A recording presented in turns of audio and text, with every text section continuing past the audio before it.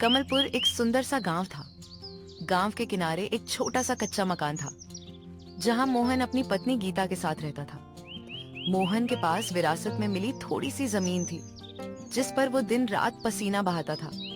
लेकिन किस्मत का खेल देखिए, साल दर साल मौसम की मार और कर्ज के बोझ ने उसे कभी उभरने नहीं दिया। मोहन के हाथों में एक खास हुनर था। वो जब भी हैंडी चिकन बनाता तो उसकी खुशबू पूरे मोहल्ले में फैल जाती। लेकिन गरीबी ऐसी थी कि वो खुद के लिए महीने में एक बार भी हैंडी चिकन नहीं खरीद पाता था। जी, आज फिर साहूकार का आदमी आया था। कह रहा था कि अगर इस महीने ब्याज नहीं चुकाया तो हमारा खेत हाथ से निकल जाएगा। आप दिन भर धूप में जलते हैं, फिर भी सूखी रोटी नसीब हो रही है। गीता, घबराओ मत। खेत की फसल इस बार अच्छी लग रही है, बस थोड़ा सब्र रखो। मैं सोच रहा हूँ कि शाम को गांव के बाहर जो मंडी लगती है, वहां कुछ मजदूरी ढूंढ लूं। मजदूरी कब तक करेंगे? आपके हाथ का स्वाद चखने वाले कहते हैं कि आप जैसा हांडी चिकन कोई नहीं बना सकता। आप अपना छोटा सा काम क्यों नहीं शुरू करते? काम शुरू करने के लिए पैसा चाहिए गीता, और हमारे पास तो कल के राशन खरीदने के पैसे भी नहीं है। मोहन की बातें सुनकर गीता चुप हो गई। उस रात मोहन सो नहीं सका। वो सोचता रहा कि क्या वाकई उसका हुनर उसे इस गरीबी से बाहर निकाल पाएगा। अगले दिन सुबह वो मंडी की तरफ निकला, जहां उसकी मुलाकात अपने पुराने दोस्त बंटी भैया से हुई। बंटी भैया एक बड़े बंगले में माली का काम करता था। अरे मोहन भाई, तुम यहाँ? सुना है तुम्हारे खेत की हालत ठीक नहीं है। हाँ भाई, किस्मत साथ नहीं दे रही। कोई काम हो तो बताना। काम तो एक है, मेरे मालिक ठाकुर साहब के घर कल रात एक बड़ी दावत है और उनका रसोइया बीमार पड़ गया है। अगर तुम वहां खाना बना सको तो अच्छी कमाई हो जाएगी। सुना है तुम हांडी चिकन बहुत लाजवाब बनाते हो। क्या सच में? भाई मैं जरूर आऊंगा, बस मालिक से बात पक्की कर लो। अगले दिन मोहन सज धज कर ठाकुर साहब की हवेली पहुंचा। वहां का तामझाम देखकर वो थोड़ा घबरा गया। बड़े बड़े चूल्हे, महंगे बर्तन और मसालों की ढेर सारी वैरायटी। ठाकुर साहब एक सख्त मिजाज के आदमी थे, जिन्हें खाने का बहुत शौक था। उन्होंने मोहन को ऊपर से नीचे तक देखा। तो तुम हो मोहन? बंटी भैया कह रहा था कि तुम मिट्टी से सोना बना देते हो। देखो भाई, मेरे मेहमान शहर से आ रहे हैं। अगर खाना खराब हुआ तो पैसे तो भूल जाओ, बेइज्जती अलग से होगी। मालिक, आप बस मुझे मौका दें, मैं अपनी पूरी जान लगा दूंगा। ठीक है, किचन तुम्हारा है। शाम के 7 बजे तक खाना मेज पर होना चाहिए। मोहन ने काम शुरू किया। उसने सबसे पहले साबुत मसालों को सिलबट्टे पर पीसा। जब उसने हैंडी चिकन को भूनना शुरू किया तो उसकी छन छन की आवाज हवेली के आंगन तक गूंजने लगी। धीरे धीरे हैंडी चिकन ने अपना रंग बदलना शुरू किया और मसालों की ऐसी खुशबू उठी कि पहरेदारों के मुंह में भी पानी आ गया। शाम को जब मेहमान आए तो टेबल पर तरह तरह के पकवान थे, लेकिन सबकी नजर उस गर्मा गर्म हैंडी चिकन पर थी। ठाकुर साहब ने पहला निवाला लिया तो उनकी आंखों में चमक आ गई। वाह ठाकुर साहब, ये हांडी चिकन कहाँ से मंगवाया? ऐसा स्वाद तो शहर के बड़े से बड़े होटल में भी नहीं मिलता। ये हमारे गांव के मोहन का कमाल है। मोहन, जरा इधर आओ। जी मालिक, कोई कमी रह गई क्या? कमी? अरे भाई, तुमने तो मेरा दिल जीत लिया। ये लो अपनी मेहनत के 5,000 रुपए और इनाम के तौर पर ये चांदी का सिक्का। तुम्हारी जगह खेत में नहीं, चूल्हे के पास है। मोहन की आंखों में आंसू आ गए। उसने कभी एक साथ इतने पैसे नहीं देखे थे। वो भागता हुआ घर पहुंचा और गीता को सारे पैसे थमा दिए। गीता की आंखों में भी खुशी की चमक थी। दोनों ने फैसला किया कि अब वो अपना छोटा सा काम शुरू करेंगे। लेकिन जब मोहन बाजार पहुंचा तो पता चला कि लोहे और लकड़ी के दाम आसमान छू रहे थे। उसके पास इतने पैसे नहीं थे कि वो एक नया या अच्छा पुराना ठेला भी खरीद सके। वो मायूस होकर घर लौट आया, लेकिन गीता ने हार नहीं मानी थी। जी, उदास क्यों होते हैं? ठेला नहीं है तो क्या हुआ? हमारे घर के बाहर जो पुरानी नीम की छांव है, वहीं एक मिट्टी का चूल्हा बनाते हैं। लोग स्वाद के लिए आते हैं, सजे धजे ठेले के लिए नहीं। लेकिन गीता, सड़क किनारे खुले में कौन खाएगा? और मेरे पास तो इतने बड़े बर्तन भी नहीं है कि ज्यादा लोगों के लिए बना सकूं। हमारे पास वो पुराना मिट्टी का बड़ा हांडी तो है ना, वो बहुत भारी और मजबूत है। आप उसी पर हांडी चिकन बनाना शुरू कीजिए और उसे परोसने के लिए हम पत्तलों का इस्तेमाल करेंगे। अगले दिन मोहन ने नीम के पेड़ के नीचे एक साफ सुथरा चबूतरा बनाया। उसने अपनी पुरानी साइकिल के पीछे एक लकड़ी का फट्टा बांधा। उसने कोयले की आंच जलाई। जब ताजे खड़े मसालों की खुशबू गांव की पगडंडियों पर फैली तो सबसे पहले वहां से गुजरने वाले 2 लकड़हारे रुक गए। अरे मोहन भाई, ये क्या नई खुशबू फैला रखी है? क्या बना रहे हो भाई? बस एक छोटी सी कोशिश है। हांडी पर देसी मसालों वाला हांडी चिकन है। चक्कर देखो, पैसे तभी देना जब स्वाद अच्छा लगे। लकड़हारे ने जैसे ही पहला निवाला खाया, उसकी थकान गायब हो गई। अरे वाह, ऐसा स्वाद तो हमने कभी नहीं चखा। धीरे धीरे बात फैल गई कि नीम के पेड़ के नीचे मोहन नाम का आदमी सिर्फ 25 रुपए में जादुई स्वाद वाला हैंडी चिकन देता है। बिना किसी दिखावे के मोहन का काम चल पड़ा। लोग शाम होते ही नीम के पेड़ के नीचे इकट्ठा होने लगे। लेकिन एक शाम अचानक मौसम बदल गया। आसमान में काले बादल छा गए और देखते ही देखते मूसलाधार बारिश होने लगी। मोहन का चूल्हा बुझ गया और जो थोड़ा बहुत हैंडी चिकन बचा था वो बारिश के पानी में भीग गया। मोहन को अपना सारा सामान समेटकर घर के अंदर भागना पड़ा। देखा गीता, छत ना होने का नतीजा। आज की सारी कमाई भी गई और जो माल बचा था वो भी बर्बाद हो गया। प्रकृति के आगे हम गरीबों की क्या बिसात। जी, बारिश को हम रोक नहीं सकते, लेकिन हम अपना तरीका बदल सकते हैं। अगर लोग यहाँ नहीं आ पा रहे तो हम उन तक पहुँच सकते हैं।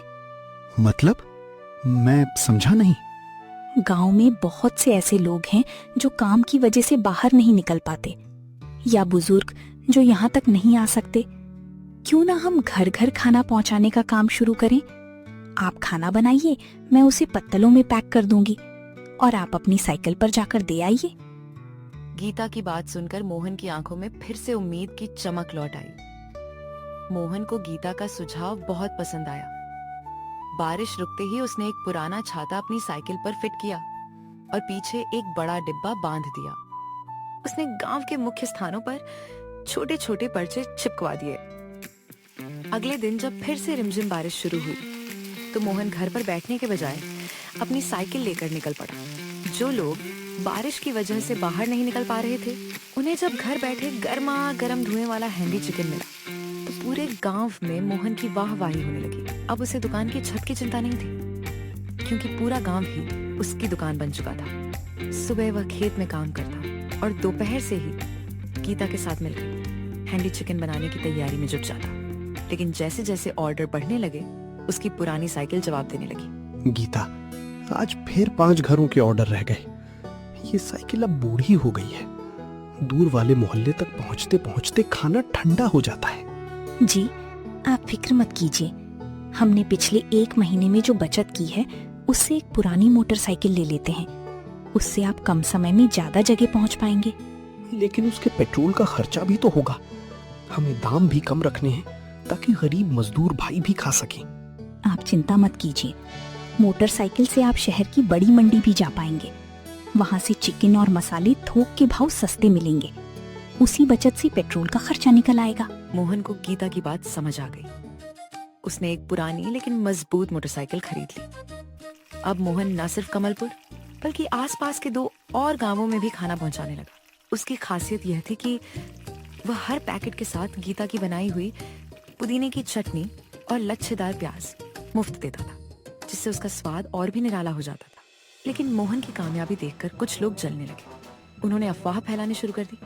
अरे इतना सस्ता हांडी चिकन बेच रहा है, जरूर बासी चिकन इस्तेमाल करता होगा और मसाले भी घटिया होंगे, वरना इतना फायदा कैसे हो सकता है।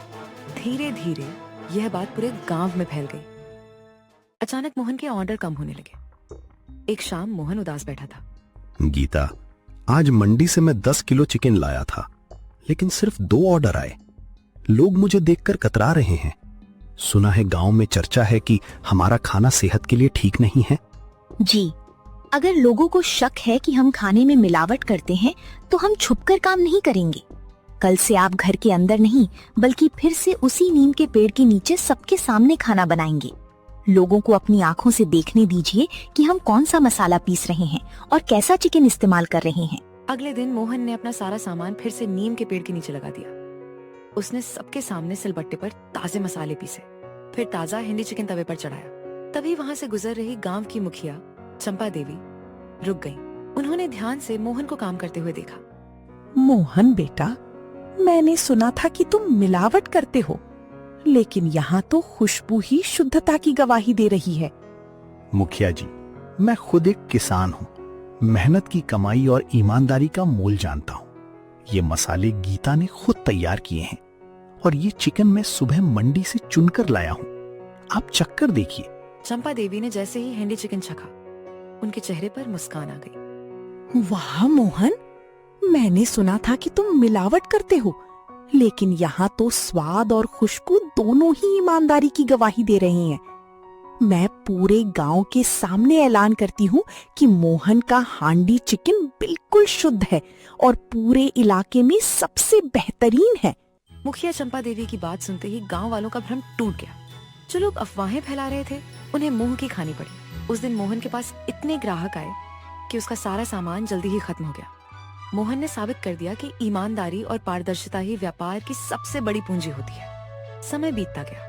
अब मोहन के हैंडी चिकन की चर्चा दूर दूर के शहरों तक पहुंचने लगी थी। जो लोग शहर से गांव की तरफ गुजरते वे मोहन के हैंडी चिकन का स्वाद चखे बिना आगे नहीं बढ़ते थे। लेकिन अब नीम के पेड़ के नीचे की जगह छोटी पड़ने लगी थी। एक रात मोहन और गीता आपस में बात कर रहे थे। गीता, अब इतनी बचत हो गई है कि सड़क किनारे वाली खाली जमीन किराए पर ले सकता हूँ। मैं सोच रहा हूँ वहाँ एक छोटा सा ढाबा बना लूं।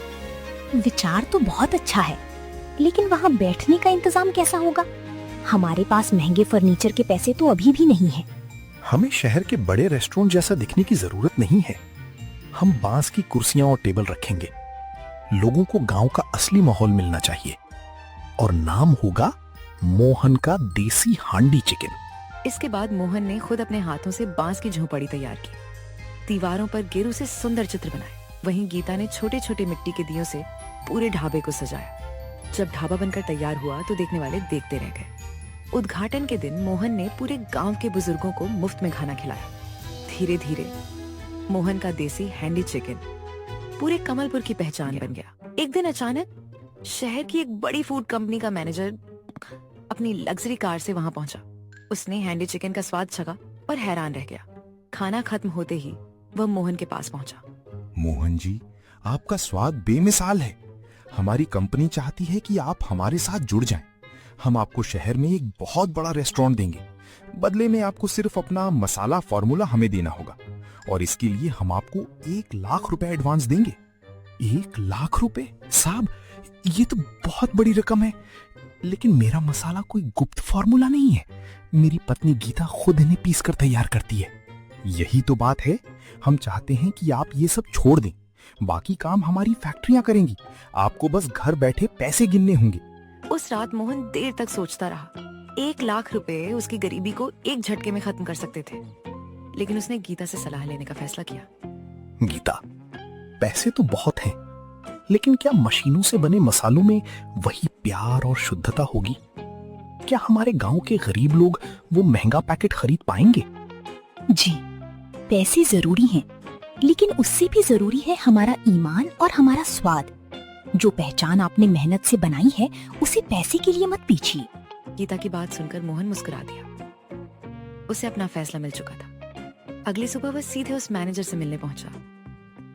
मैनेजर को पूरा भरोसा था कि इतनी बड़ी रकम देखकर मोहन मना नहीं कर पाएगा। लेकिन मोहन के चेहरे पर एक अलग ही आत्मविश्वास था। तो मोहन जी, क्या फैसला किया आपने? उम्मीद है कि अब हम साथ काम करेंगे। साहब, आपके प्रस्ताव के लिए धन्यवाद, लेकिन मैं अपना मसाला और अपना स्वाद किसी कंपनी को नहीं बेच सकता। क्या 1 लाख जैसी रकम को ठुकरा रहे हो? इतने पैसों से तो तुम्हारी जिंदगी बदल सकती है। साहब, मेरी जिंदगी तो पहले ही बदल चुकी है। मेरे लिए पैसे से ज्यादा जरूरी है लोगों का भरोसा। मैं नहीं चाहता कि मेरे नाम से ऐसा खाना बिके जिसमें मेरे हाथों का स्वाद और मेरी पत्नी गीता का प्यार ही ना हो। मैनेजर को अपनी बातों पर यकीन नहीं हो रहा था। उसने पहली बार किसी इंसान को इतने बड़े पैसे ठुकराते देखा था। वह चुपचाप वहां से चला गया।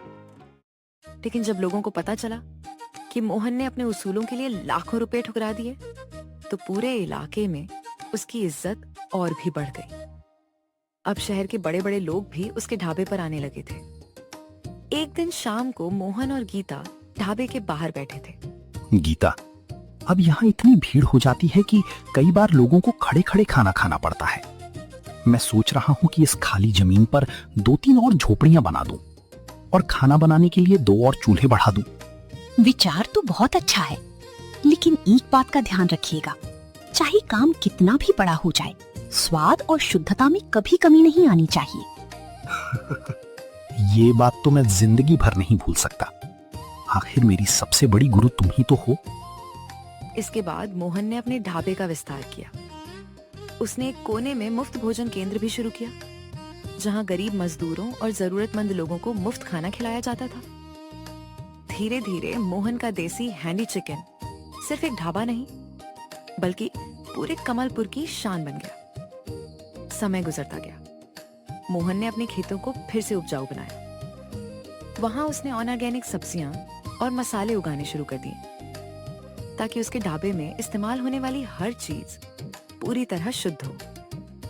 एक दिन गांव में एक बड़ा उत्सव था। जिले के कलेक्टर साहब मुख्य अतिथि बनकर आए थे।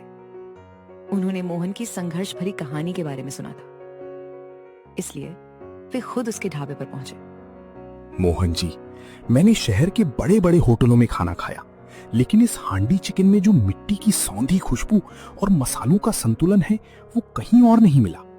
आपने ये सब कैसे किया? साहब, मैंने अपनी गरीबी को कभी कमजोरी नहीं समझा। मेरी पत्नी गीता के हाथों के मसाले और मेरी मेहनत, बस यही मेरा राज है। मैंने कभी स्वाद से समझौता नहीं किया और कभी अपनी जड़ों को नहीं भुलाया। आज मोहन के पास अपना बड़ा घर था, एक शानदार ढाबा था और कई लोग उसके यहाँ काम करके अपना घर चला रहे थे। जिस इंसान के पास कभी राशन खरीदने तक के पैसे नहीं थे, आज वही दूसरों को रोजगार दे रहा था। मोहन ने साबित कर दिया था कि अगर इंसान मेहनत, ईमानदारी और अपने हुनर पर भरोसा रखे, तो वह मिट्टी से भी सोना पैदा कर सकता है। और इसी के साथ कमलपुर के मोहन और गीता की यह प्रेरणादायक कहानी यहीं समाप्त होती है। अगर ये कहानी आपको पसंद आई हो पर कुछ नया सीखने को मिला हो, तो हमारे वीडियो को अपने प्यारी से हाथों से लाइक करना और सब्सक्राइब करना ना भूलें। धन्यवाद।